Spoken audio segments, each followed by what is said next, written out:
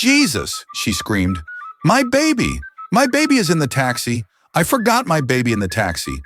She ran into the street, shouting, crying, calling strangers for help. Somebody help me, please! My baby is in a yellow taxi. He's just a baby. But the driver was long gone, and no one had seen the plate number.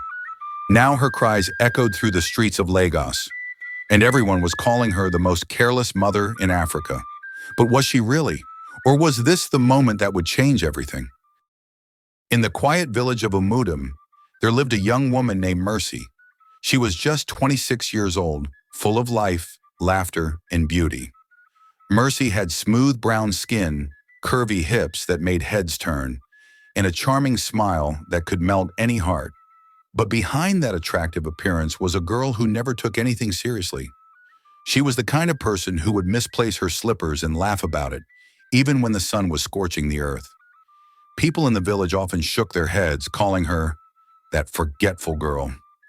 She was well known for her careless and carefree attitude, moving about like someone with no worries in the world. Mercy had no job and didn't like doing much housework.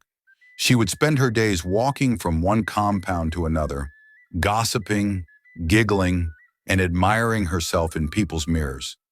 Some saw her as free-spirited, others saw her as unserious. But Mercy didn't care. She lived for the moment and followed her feelings.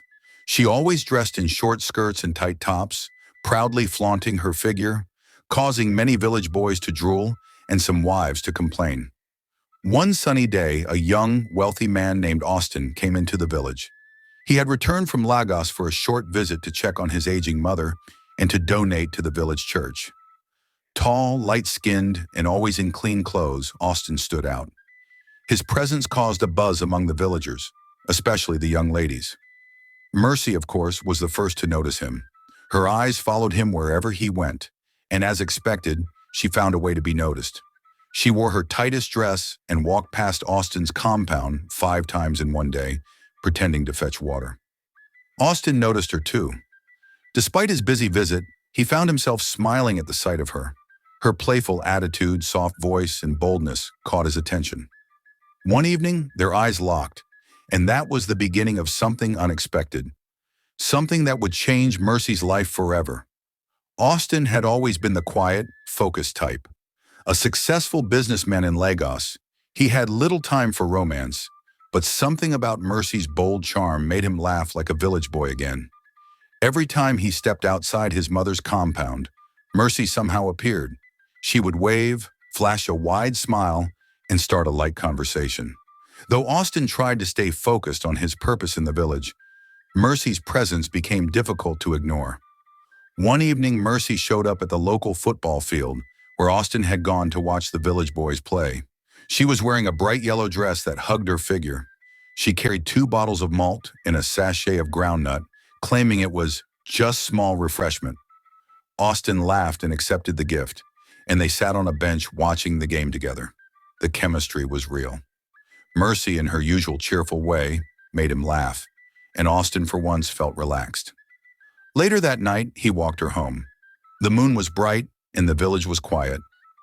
Mercy, as usual, chatted carelessly, sharing all kinds of unnecessary stories.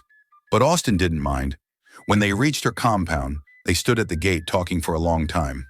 One thing led to another, and in a moment of weakness, emotions took over. That night, they shared an intimate moment neither of them had planned. The next morning, Austin was gone. He had to rush back to Lagos for a meeting. He left quietly, leaving only a small note and an envelope of money at Mercy's door. Mercy smiled when she found it, unaware of the consequences waiting ahead. Weeks later, Mercy missed her period. At first, she didn't take it seriously. She laughed it off, saying it was probably village stress. But when her belly began to swell, reality hit her like thunder. She was pregnant, and the only possible father was Austin, the rich city man who had vanished without saying goodbye properly. News in Umudum traveled faster than electricity. Once Mercy's pregnancy began to show, the entire village was talking. Women whispered in corners, elders shook their heads, and the younger girls watched her with wide, curious eyes. Mercy, however, didn't care. She walked with her belly high, twisting her waist as usual, and wearing her tight clothes like nothing had changed. Who could be responsible for her pregnancy? People kept asking. Mercy didn't speak much about it. In her mind, it was clear who the father was, Austin, but she didn't know how to reach him. She had no phone of her own and no idea where he stayed in Lagos. So she focused on herself and her baby, eating mangoes and sleeping a lot. Her mother, Mama Uju, was furious. "You no get shame. Look at how you carry your pregnancy like fashion," she would shout. But Mercy remained as cheerful and careless as ever. She even made jokes about her condition, saying, "At least my type of baby is a fine boy type, is not a village carpenter." Eventually, one of the village boys who had Austin's contact helped her send a message through WhatsApp. A few days later, Mercy received a call from an unknown number. Her heart skipped. It was Austin. His voice was calm and surprised. He hadn't heard anything until then. "Mercy, are you sure it's mine?" he asked softly. "Who else, nah? You think I'm a village Ashawo?" she replied, rolling her eyes. Austin was shocked but strangely happy. He promised to take responsibility. "I want to see my child," he said. "I'll send you money. Come to Lagos." After receiving a large amount of money from Austin, Mercy's energy doubled. She went to the salon, fixed her nails and eyelashes, and even bought 2 new gowns from the village boutique. "If I'm going to the city, I must look like a city babe," she said proudly. She packed her small bag, carried her baby boy, whom she named Junior, and said goodbye to her mother. Mama Uju was nervous. "Mercy, don't forget anything, oh. Make sure you hold that pekin tight." Mama. He's not an egg. I know how to take care of my baby," Mercy replied, bouncing Junior on her hip like a toy. She boarded a rickety bus to Onitsha, then changed vehicles several times until she arrived in Lagos. Tired and hungry, she stepped out of the last bus near Ojoda. She had Austin's address written on a piece of paper, but before getting a taxi, something distracted her. She saw a big, beautiful duplex with shiny glass windows. Her eyes widened. "Wow, see fine house. Naso Lagos be?" she said aloud. She stepped closer to the gate, staring at it lustfully, daydreaming about living in such a house. In her trance, she didn't realize she had placed Junior down by the roadside. A loud screech jolted her back to reality. A car had stopped abruptly, just inches from her crawling baby. People screamed, "Madam, do you want to kill your baby?" Mercy grabbed Junior, trembling. Her heart pounded in her chest. She apologized and backed away quickly. Some people cursed her while others shook their heads in pity. Mercy just smiled awkwardly and whispered, "Thank God nothing happened." A small mistake. Still shaken but trying to act unbothered, Mercy flagged down a yellow taxi and gave the driver Austin's address. She climbed in with Junior and sat at the back, holding the baby. Lagos traffic moved slowly, and the gentle rocking of the car, along with the breeze blowing through the window, made Mercy sleepy. She leaned her head on the seat, stretched her legs, and within minutes dozed off. The baby was quiet, lying beside her, wrapped in a faded baby wrapper. The taxi moved along, and after about 30 minutes, it finally reached Austin's estate in Lekki. "Madam, we done reach," the driver called. Mercy jerked awake. Still drowsy, she grabbed her handbag and stepped out of the taxi. The driver waited for her to pay, which she did in a hurry. Then she walked off towards the estate gates, her slippers making soft sounds on the tiled pavement. But just as she got closer to the gate, something struck her, hard and fast. She stopped walking. Her eyes widened. Her heart jumped. "Jesus!" she screamed, clutching her head with both hands. "My baby! I forgot my baby in the taxi!" She turned and ran back, shouting, "Did anybody see any yellow taxi? Please, help me! My baby is inside!" People turned to look, confused. Mercy looked like someone who had lost her mind. Tears filled her eyes and her legs shook as she ran up and down the street, crying and asking strangers for help. But the taxi was gone. Back inside his spacious home in Lekki, Austin kept checking his wall clock. It was almost 1:30 p.m., and Mercy had promised to arrive before noon. He had cleaned the guest room himself and even bought a small crib for the baby. Something inside him felt excited. He was finally going to meet his child. He called her phone again, but it wasn't going through. "Why is her line off?" he muttered. He tried to shake off the worry, but his instincts told him something wasn't right. Just then, his gate security knocked and said a young woman was at the gate crying and looking confused. Austin rushed out. There was Mercy, barefooted, sweating, with dust on her feet and her wig halfway off her head. She was shaking and crying. "Mercy? What happened? Where's Junior?" he asked, alarmed. I I forgot him in the taxi," she said, crying harder. Austin's eyes widened. "What? How?" "I slept off, and when I got down, I forgot. I didn't mean to," she stammered. Austin was shocked, angry, and confused. But when he looked at her red eyes, shaking hands and broken spirit, his anger turned to worry. Austin couldn't believe his ears. He wanted to shout at her, to ask her how she could be so careless. But instead, he just hugged her. "I didn't do it on purpose," she sobbed. "Nah, mistake." "Ah, Mercy, how could this happen? This is carelessness." He sighed deeply, holding her shoulders. "Let's go inside. We'll figure this out." At that same moment, the taxi driver, Mr. Ocon, was driving back towards Ikea when he heard a strange sound, like a soft cry. He looked at the rear-view mirror and saw a tiny movement in the back seat. He pulled over. Turning fully around, he gasped. A baby, small and wrapped in a blue cloth, was lying quietly on the seat. "Blood of Jesus!" he shouted. "Where is baby coming from?" Then he remembered the woman who had been sleeping in his car. He clutched his chest. "She didn't go down with her baby?" He parked by the roadside and carried the baby gently. The baby stirred and began to cry. Mr. Ocon panicked. "What should I do now? Where I go find this woman?" People began to gather around the taxi, looking through the windows. "What happened?" someone asked. "This woman forgot her baby inside my car." They looked shocked. Some even took pictures.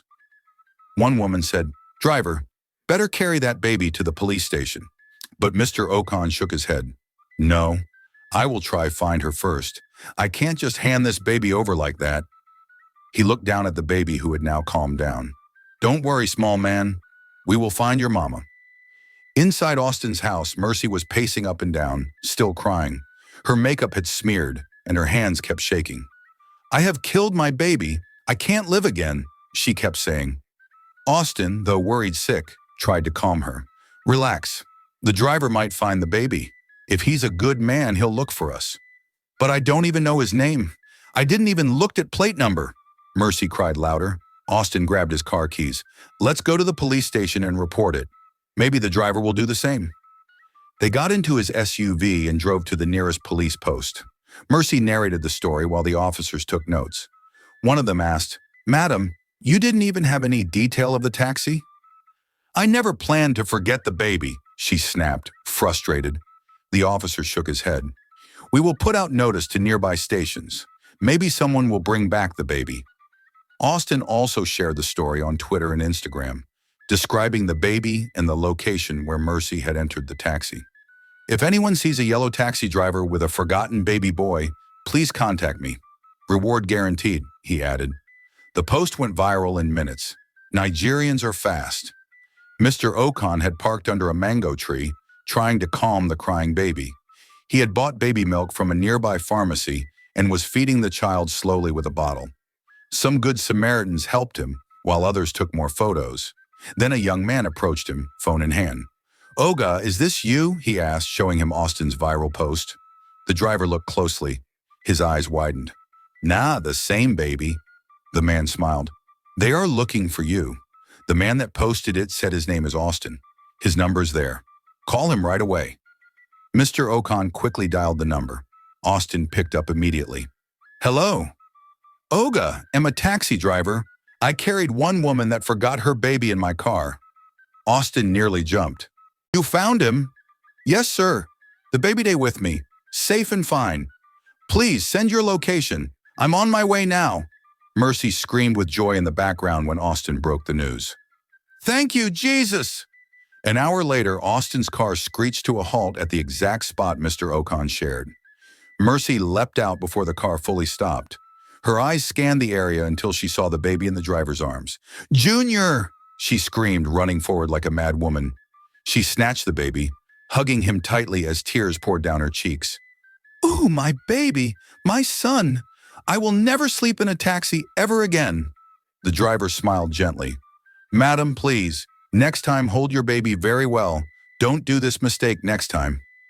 Austin shook hands with Mr. Ocon and handed him a thick envelope. Thank you. You are a good man. Now God, the driver replied humbly.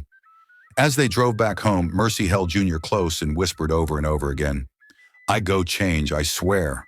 I go take this motherhood serious now. Austin smiled as he drove. Deep down, despite everything, he still loved this crazy, careless woman. Maybe there was still hope. The next morning, Mercy woke up before anyone else. She walked to the baby's bed and kissed his forehead. The house was quiet, peaceful, a big change from the stress of the day before. Austin came into the room holding a cup of tea. Good morning, he said softly. Mercy looked up and smiled. Good morning. They both sat beside the baby. I want to be that better person, Mercy said, tears filling her eyes. I want to change. I don't want to be that careless girl again. Austin nodded. You always have a second chance. Mercy looked at her hands. Thank you for forgiving me. Austin placed his hand on hers. I love you, Mercy. I always have. I just didn't know how to tell you. She looked at him, surprised and happy. You love me? Yes, he replied. And I want us to raise this child together. Tears rolled down her face again, but this time they were tears of joy. It was the beginning of a new life, a new Mercy, a new family, and a future full of hope. From that day forward, Mercy changed completely. She woke up early every morning to clean the house, prepare breakfast, and bathe the baby.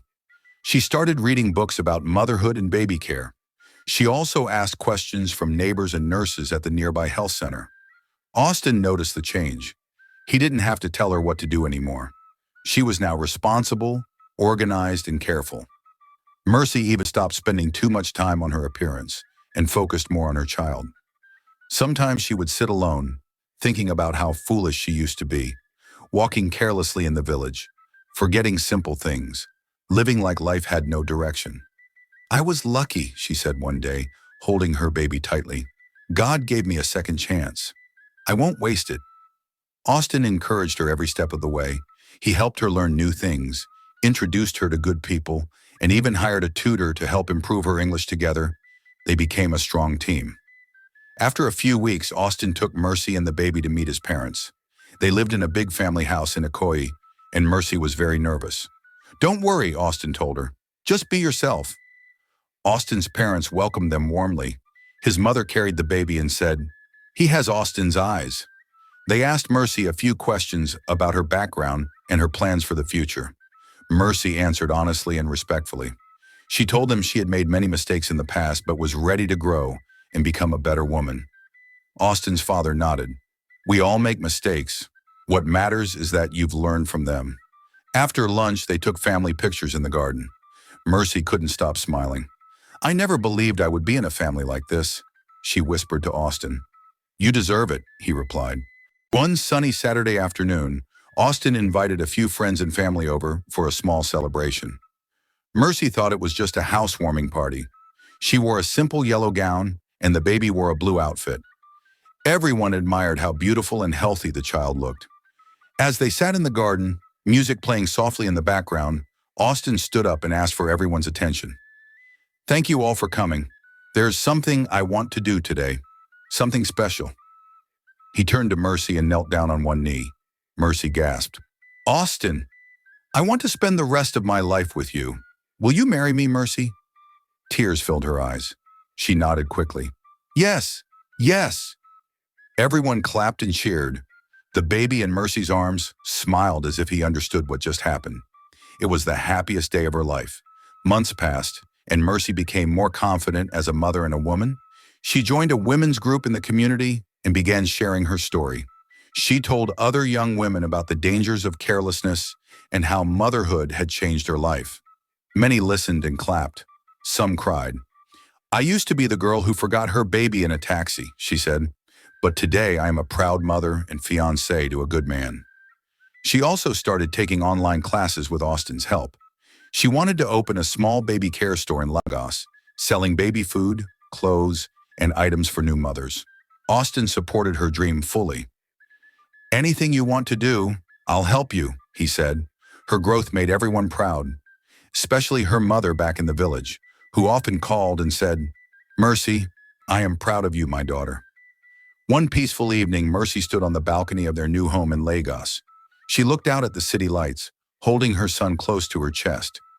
Austin stood beside her, his arm around her waist. Do you remember that day? She asked. The day I forgot him in the taxi? Austin laughed softly. How can I forget? I thought I would faint. They both smiled. But look at us now, she added. We found our child, found love, and built a family. The baby reached out his hand and touched Mercy's chin. She kissed his fingers.